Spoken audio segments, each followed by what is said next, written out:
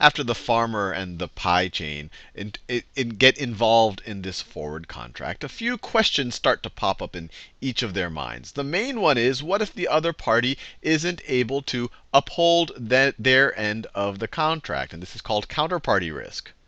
Counterparty risk, which is essentially the counterparty to the farmer is the pie store, and the counterparty to the pie chain is the farmer. And it's the risk that the other party won't be able to uphold their end of the contract.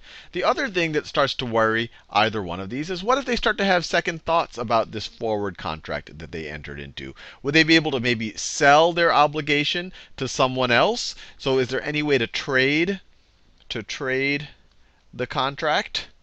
And then there's another issue, that even if you were to trade the contract, how do we know that the other party to the whoever you might want to trade with would be cool with £1,000,000 or $200,000? Maybe they would want to deal with a smaller quantity. Maybe they would only want £1,000 or $100,000 worth of apples. So the local brain comes up with an idea. He's like, why don't we standardize these forward contracts? Why don't I just create a bunch of contracts whenever someone wants to enter into one of these forward contracts, but I standardize them. And I say that it is 1,000, instead of having 1,000,000 apples, I do a small enough increment. So I say 1,000 pounds of apples for delivery on, let's say, November 15th. And every one of these contracts say the same thing: 1,000 pounds of apples for delivery on 11/15. And this guy, he's also the richest guy in town.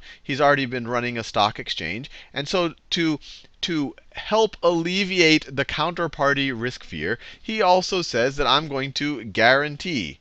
I will guarantee any of these contracts. So essentially, he's taking on all of the counterparty risk to make people more comfortable with trading.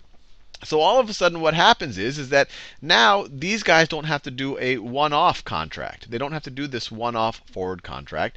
There are these standardized contracts that this exchange can now trade. And what happens is that smaller farmers, so small, let me do this in a different color. You have farmer A, farmer B.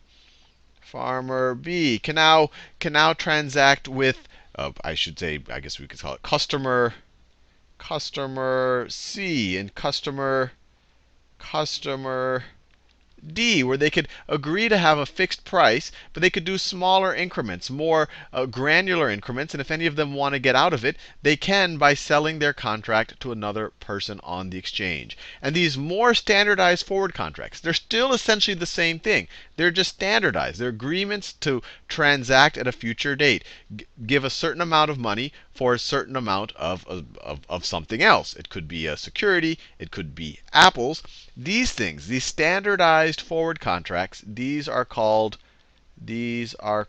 futures, where they're standardized and they are traded on an exchange.